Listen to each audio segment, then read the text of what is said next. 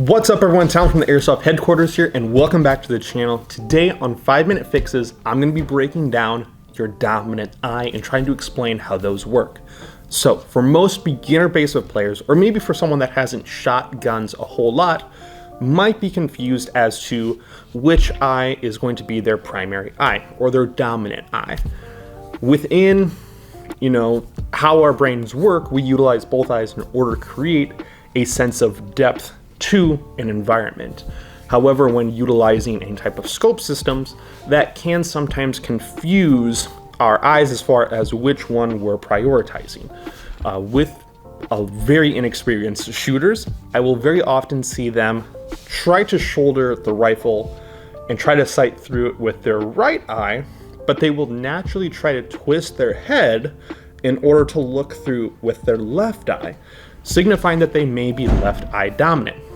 This is going to be a very good thing in order to identify very early on in order to understand how you're going to hold the rifle, what type of optics you may need to purchase in order to support your eye dominance, as well as maybe how you're going to set your kit up and set up your loadout in order to support your different eye dominance. We have a little bit more control within Airsoft because we don't have the military's way of doing things.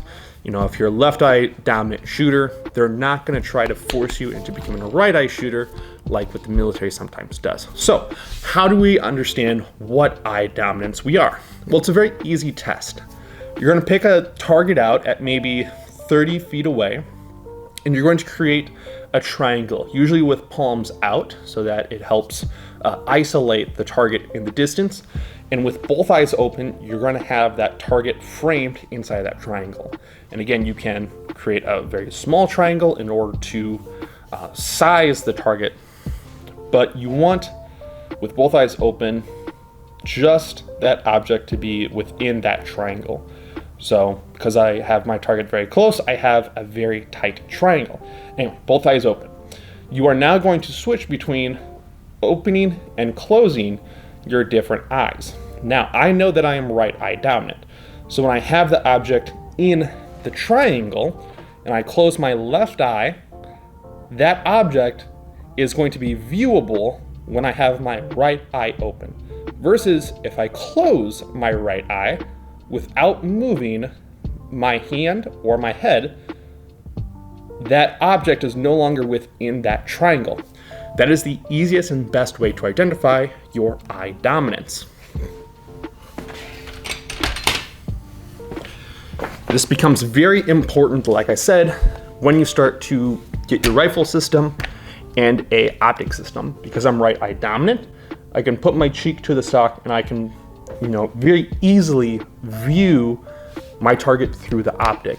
Now, if I was left eye dominant, I would need to swap shoulders, even swap hands, and view the target with my left eye through the reticle. Now, there are certain cases where you can train your mind, your body, in order to utilize your non-dominant eye system, and that's ambidextrous.